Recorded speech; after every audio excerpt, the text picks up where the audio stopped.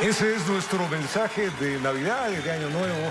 Como ven, una producción que nos tomó un poquito de tiempo, pero lo hicimos con mucho amor, con mucho cariño para ustedes. Qué emoción ver este trabajo. Agradecer también al maestro Pablo Arias, quien nos recibió Pablito. en su estudio, nos abrió las puertas de su hogar también. Compartimos un momento hermoso. Bueno, él es el escribano, ¿no? Por supuesto, él es el autor de esta maravillosa canción que hemos hecho. Es el regalo de todo un equipo humano de Televicentro para todos ustedes, quienes día a día nos acompañan y son nuestra razón de ser. Y atrás de ese trabajo, pues el evento se sacó el aire, en la cámara, productores, realizadores, pues estuvieron durante más de 10 horas en la producción escénica y luego, claro, la edición de esto para que finalmente estos protagonistas expresen ese cariño y el amor que les sentimos día a día y que expresamos en nuestras programaciones. Hoy inauguramos oficialmente la semana, este tiempo de Adviento, de Navidad, este tiempo en el cual nuestro corazón es por ustedes. Es la época, ¿no?, de demostrar el amor en vida y también la alegría que sentimos por estar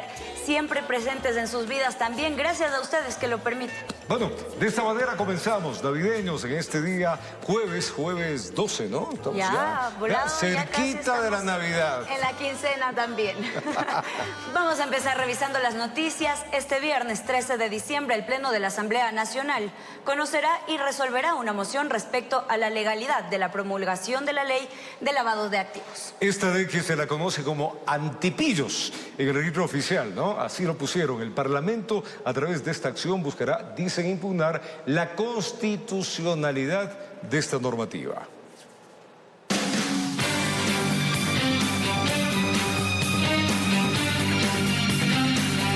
La Asamblea Nacional asegura que no se quedará de brazos cruzados tras la publicación de la ley antipillos en el registro oficial.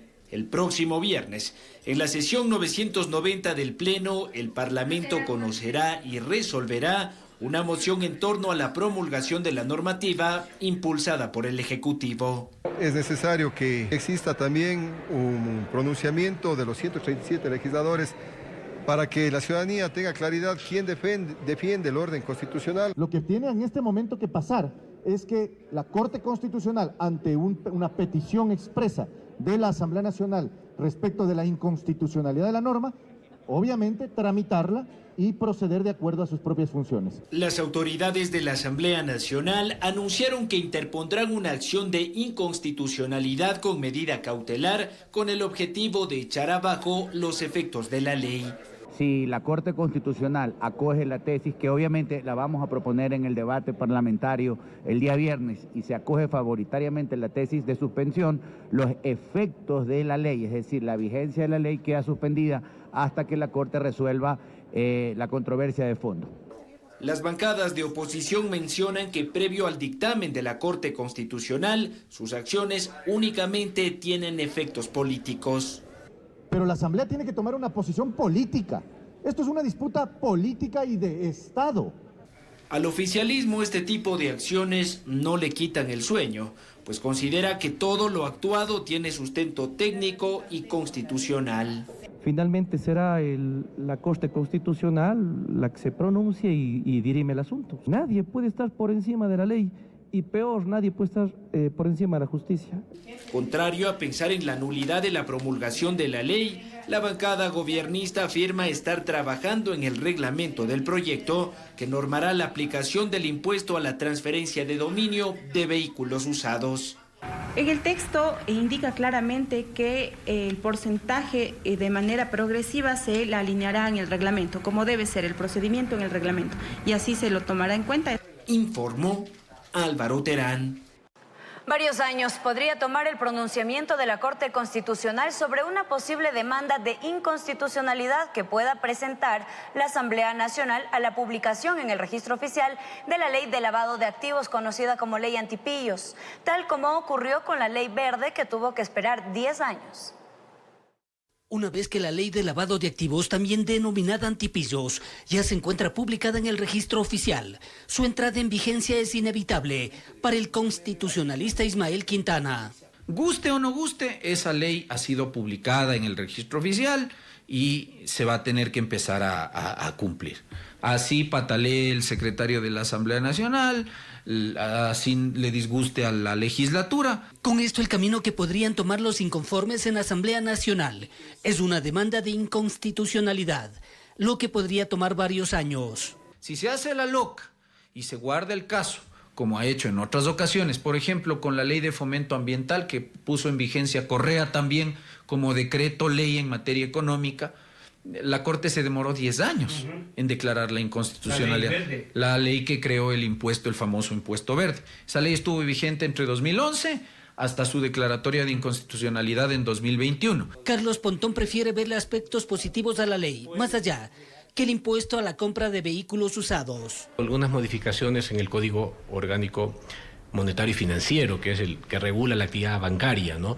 Tiene unas reformas también a la Ley de Prevención del Lavado de Activos, en cuanto sobre todo para que el presidente de la República vuelva a tener el control de la UAFE, de la Unidad de Análisis Financiero, porque él puede designar directamente al director y no esperar de una terna que elige la Asamblea Nacional. Como la creación de la Liga Profesional de Fútbol.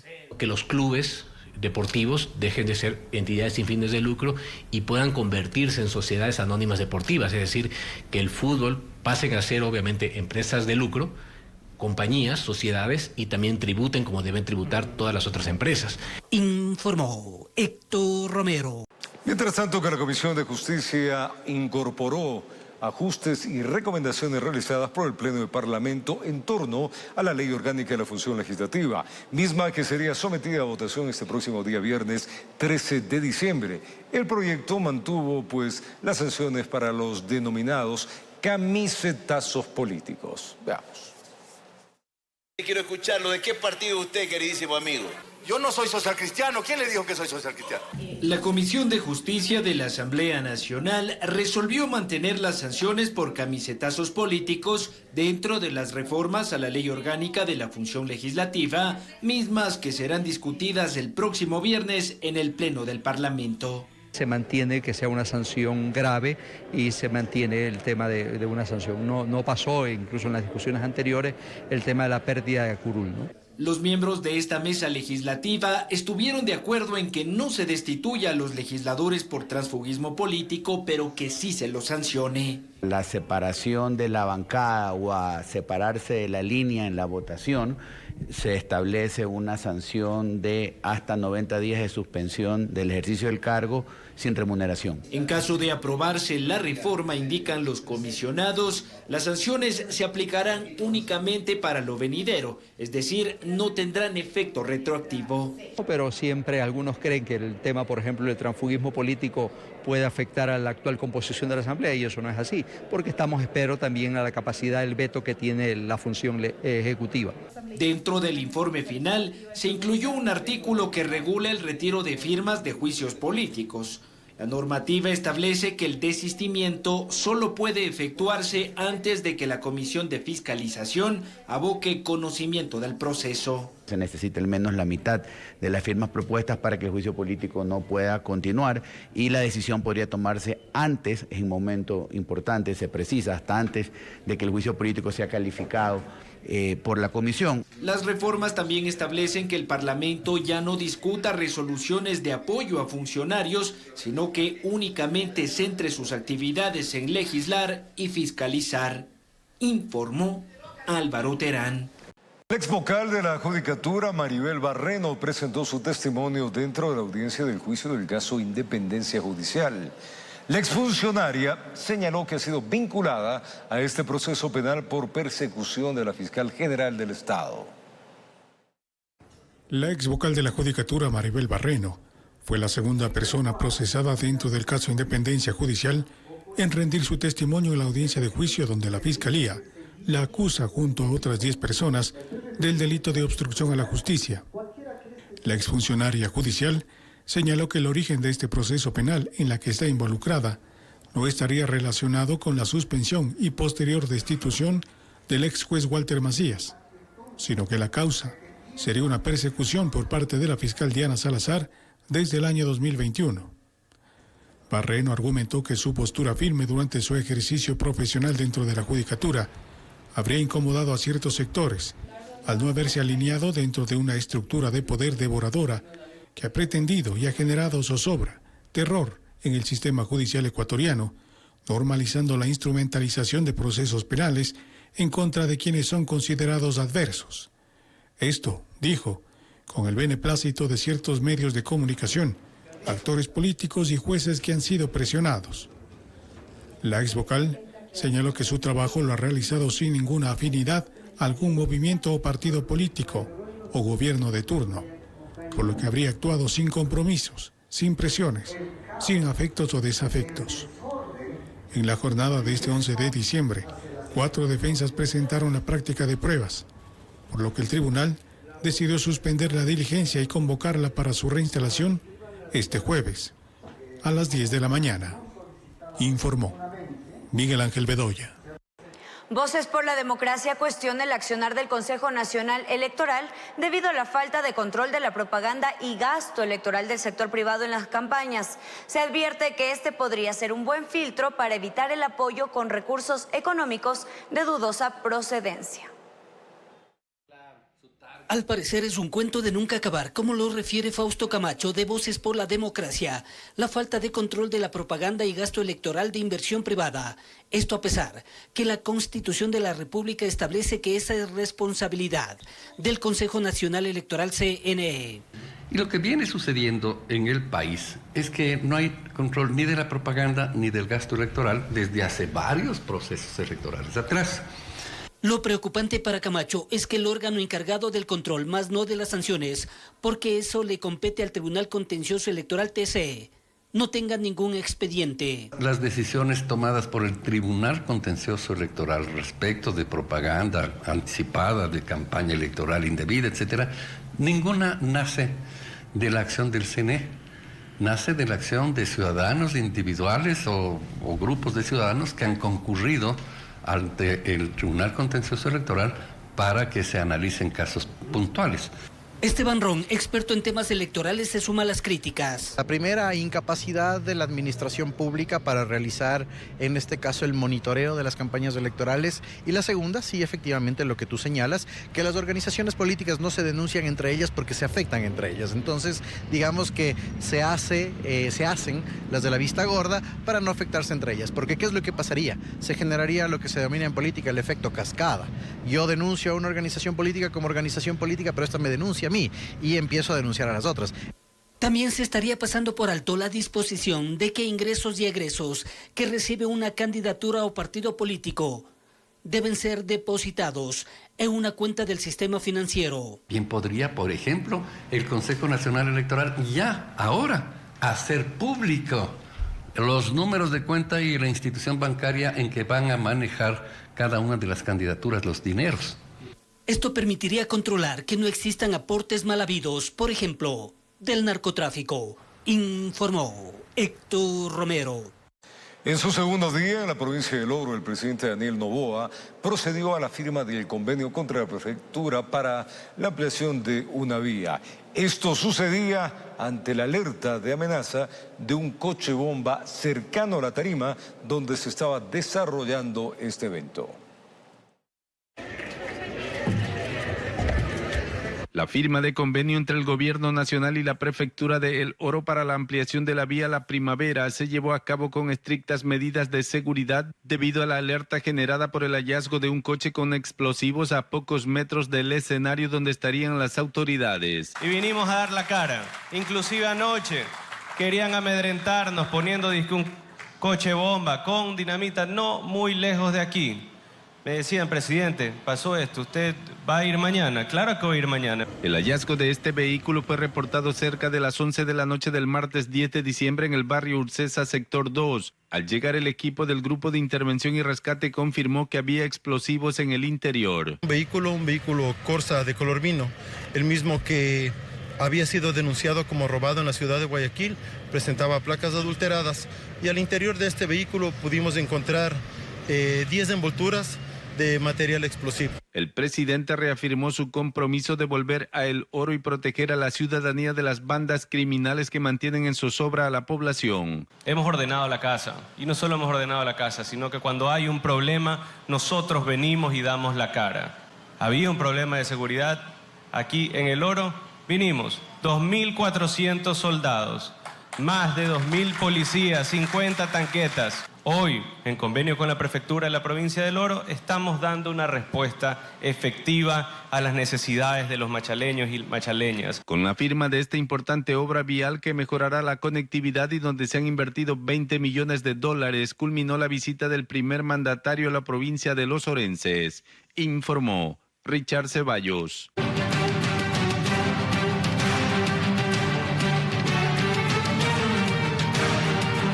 La Cancillería emitió un comunicado sobre los indicadores de migración irregular de los ecuatorianos, en el que se señala que la migración por la ruta del Darién ha disminuido significativamente.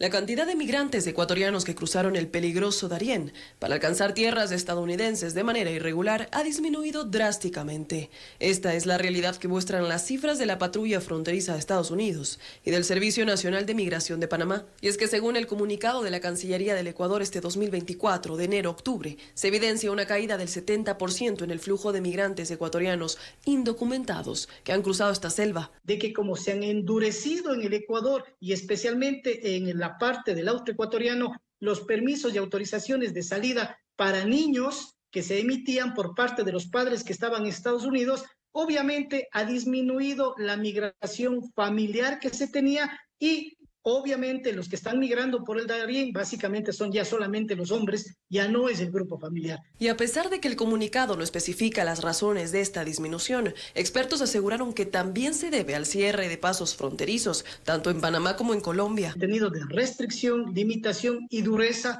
que han realizado obviamente por la intervención de Estados Unidos a través de Panamá y Colombia para tratar de restringir el flujo migratorio, no solamente de los ecuatorianos, sino más allá de 96 nacionalidades. Si bien estas cifras representan una significativa reducción, hay quienes se aprovechan de esto para idearse nuevas rutas por donde traficar con los migrantes. Van a seguir ingresando miles y miles de migrantes por distintos lugares porque existe una frontera marítima y terrestre gigantesca en donde el Estado no puede controlar todos los puntos fronterizos. Y ahí es donde los coyoteros van a hacer su agosto. En realidad no es que ha disminuido la migración. A ver, seamos honestos, vuelvo a repetir, lo que ha disminuido es la utilización de la ruta por el Darién, pero se han incrementado otras rutas. Ahora bien, en ese contexto, el gobierno indicó que han implementado iniciativas de desarrollo socioeconómico y acciones comunicacionales con la intención de mitigar y sensibilizar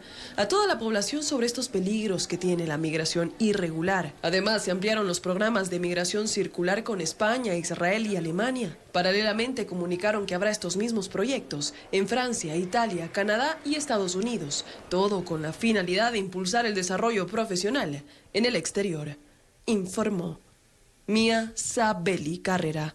El ejército ecuatoriano abrirá un nuevo proceso de admisión para jóvenes bachilleres que deseen ingresar a 3 escuelas de formación militar entre enero y febrero del 2025. Este proceso de admisión considerará factores como la presencia de tatuajes en el cuerpo y el registro en el Sistema Nacional de Educación Superior, CENESID.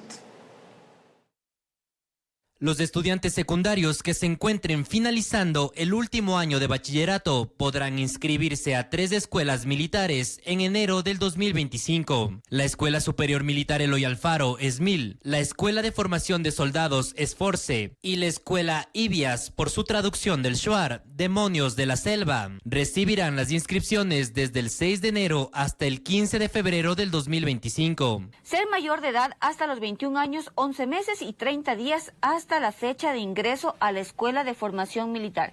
La estatura, recordemos que las mujeres, únicamente mujeres bachilleres, pueden inscribirse al ESMIL, la escuela que forma el personal de oficiales en este proceso de bachilleres, y la estatura para mujeres es 1,60. Para hombres, para que puedan ingresar al ESMIL, es 1,65. Para el ESFORCE la estatura mínima es 1,63 y para la escuela de IBIAS la estatura mínima es 1,60. Los jóvenes, hombres y mujeres interesados deberán entregar la carpeta física en las unidades militares a escala nacional durante el periodo de inscripciones. Las unidades militares van a estar acorde a su lugar de residencia, a su jurisdicción, por favor.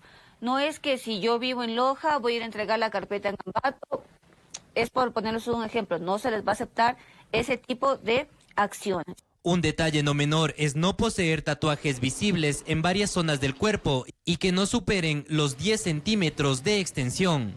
Se permite al postulante a las escuelas de formación militar de la Fuerza Terrestre portar un solo tatuaje, el mismo que no deberá ubicarse en lugares visibles del cuerpo mientras el postulante use un uniforme interior de deportes. No se puede tener tatuajes tanto en la cara, en el cuello, en las orejas, en los antebrazos, en las manos, asimismo en las pantorrillas, rodillas o un poco del muslo.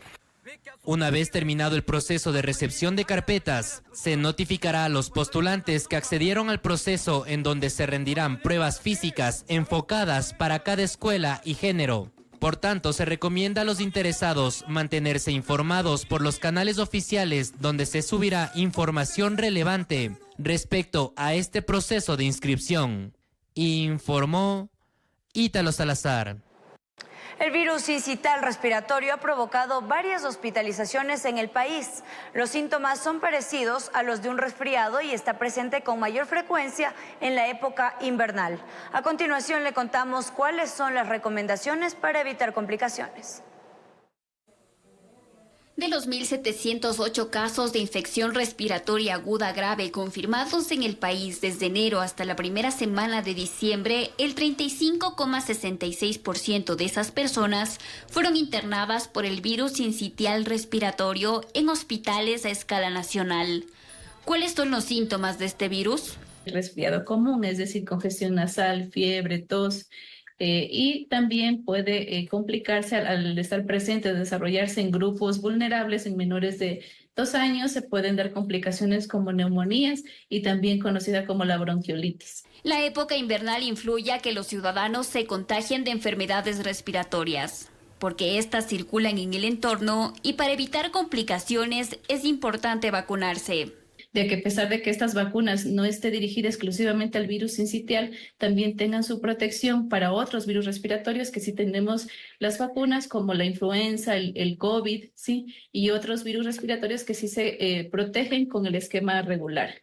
La influenza tipo B, la influenza AH3N2 y la influenza AH1N1 son virus prevalentes en el país, donde si usted identifica los síntomas de la conocida gripe, la recomendación de los especialistas es evitar los sitios de gran aglomeración de personas, como escuelas, plazas y parques, porque son los puntos de mayor contagio y además de usar las medidas de prevención, como por ejemplo la mascarilla, ¿sí? Acudir al médico para el tratamiento oportuno. Evitar automedicarse es otra de las recomendaciones. Actualmente ya estamos con las resistencias a los antibióticos, justamente porque acudimos a comprar, digamos, a solicitar medicamentos y sin tener una prescripción médica. Entonces, bajo ningún motivo tenemos que automedicarnos. El Ministerio de Salud Pública informó que 58 pacientes con infección respiratoria aguda grave fallecieron en el país. Por esta razón invitan a acudir a los centros de salud más cercanos para inmunizarse y así cuidar de su salud y la de su familia. Informó Solange Mateo. Estamos de regreso con más noticias. Amigos, 4 hechos violentos se reportaron en el distrito Esteros en las últimas horas. Entre ellos, el hallazgo de un cuerpo desmembrado, sicariatos y el ataque a una familia que dejó un niño y un adulto mayor heridos. Un reciclador buscaba en la basura en una esquina de la isla Trinitaria cuando descubrió una cabeza humana dentro de un saco de yute. El hallazgo mantiene conmocionados a los habitantes de la cooperativa Eloy Alfaro. Ellos fueron testigos del levantamiento de los indicios y del traslado de la pieza anatómica hasta medicina legal.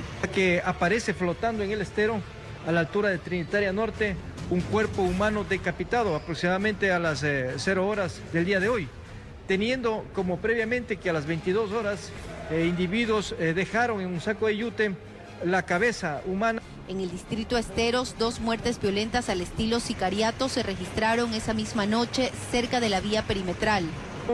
A un trabajador de una recicladora un individuo había llegado y había directamente, se ha acercado hasta el hoy fallecido y le propinarle varios impactos de arma de fuego, lo que causó su deceso. De igual forma, en horas de la tarde, a un individuo conductor de una tricimoto informal fue victimado con varios impactos de arma de fuego. Además, en las Malvinas, 8 sujetos a bordo de 4 motos llegaron a una vivienda donde balearon a 3 personas. El ataque se dio durante el apagón y según la policía, los sicarios buscaban a un hombre que salió hace solo 20 días de la cárcel. En la vivienda habitaban los padres de este individuo, una pareja de adultos mayores. En ese ataque pues resultan como víctimas colaterales un niño de 6 años que está fuera de peligro, ya fue dado de alta, y la mamá de este individuo que es una adulta mayor que recibió 4 impactos de arma de fuego, que está siendo atendida en una casa asistencial y lo que sabemos ya está estable. Hasta el 11 de diciembre en el distrito Esteros se han reportado 201 asesinatos. Pese al repunte de esta semana, son 23 crímenes menos que el año pasado, informó Carolina Pimentel. Tras una persecución, la policía detuvo a 2 delincuentes acusados de robar a un ciudadano. Esto sucedió en Guayaquil, en la Garzota Norte. Los delincuentes, al intentar huir, chocaron contra un vehículo. Veamos. 2 antisociales fueron aprehendidos por la Policía Nacional tras suscitarse una persecución por parte de los uniformados ante una alerta de que los individuos venían asaltando a una persona por el sector de la Garzota al norte de Guayaquil. El suceso se reportó en horas de la mañana de este miércoles. Nuestras unidades motorizadas que circulaban por la avenida Juan Tan Camarengo fueron alertadas de la presencia de motociclistas que serían los sospechosos de este asalto y robo, por lo que inmediatamente se procedió a la persecución. Venían robando, sí, positivamente, venían de allá largo. Ya justamente una pareja en moto pasó y ya lo habían visto que venían robando. Los sujetos que se movilizaban en una motocicleta intentaron escapar, pero producto de la alta velocidad con la que se trasladaban, se impactan con un vehículo amarillo, produciendo un accidente. Aproximadamente en la Juan Tan Camarengo y la avenida Agustín Freire, se produce uno de los motociclistas de los hoy aprehendidos, se choca contra un taxi. Los uniformados lograron detener a los individuos que se encontraban en la calle con lesiones por el impacto. En el sitio también se dio cita el afectado, el cual dio cuenta del asalto y robo que estoy comentando, de aproximadamente $2.000 y un celular. Las evidencias decomisadas por parte de los servidores fue una motocicleta, un celular y un arma de fuego. Uno de los detenidos fue trasladado a un hospital, ya que presentó fuertes lesiones por el choque, mientras que el otro sujeto fue puesto a órdenes de las autoridades competentes, informó Amy Moreno. 2 miembros de la Policía Nacional fueron sometidos a investigación acusados de proporcionar información a los grupos delictivos. Todo fue parte del mega operativo denominado Esperanza 4, ejecutado la mañana de este miércoles en urbanizaciones privadas de la parroquia Aurora en el Cantón Daule. En la madrugada de este miércoles 11 de diciembre, el bloque de seguridad se tomó la ciudadela privada. Y mientras procedían con los allanamientos, notaron que 2 de los policías mantenían constante comunicación mediante mensajes y decidieron verificar de qué se trataba. Compartían la información reservada de la ejecución de estos ciertos operativos, es decir, ponían en alerta a ciertas personas que nosotros íbamos a intervenir. Es por ello que en la primera intervención prácticamente no se encontró nada, pero conforme íbamos desarrollando el operativo, ustedes ya pudieron observar los resultados que fuimos obteniendo. Ambos agentes enfrentarán un proceso en su contra y serán puestos a órdenes de la autoridad competente. Esta situación se dio en el marco del operativo Esperanza 4, acción que permitió al bloque de seguridad incursionar en 16 domicilios ubicados en diferentes urbanizaciones privadas en el sector de la Aurora del Cantón Daule. Allí se capturó a 6 personas en cuyo poder se encontró armas de fuego y demás evidencias. Joyas en las cuales dentro de las pericias respectivas se establecerán de qué tipo de metal precioso podría ser. Adicionalmente, vehículos retenidos, unos son de alta gama, otros que no justifican, otros sin placas. Y mientras militares y policías procedían a incursionar en los domicilios desde las vías principales, la CTI también participó bajo sus competencias, dando apoyo a la Policía Nacional y a los militares, y hemos dado el resultado de que tenemos retenidos 15 vehículos y 2 motos. no portan la placa de vida, adelante o atrás, por eso es que se hace la retención del vehículo. Los detenidos alquilaban domicilios dentro de las urbanizaciones y los utilizaban para ocultar sus actividades ilícitas. Por ello, la autoridad policial llamó a quienes son propietarios de viviendas tomar precauciones sobre quienes alquilan sus inmuebles. Por favor, verifiquen a quién van a arrendar un predio. Informó José Morales.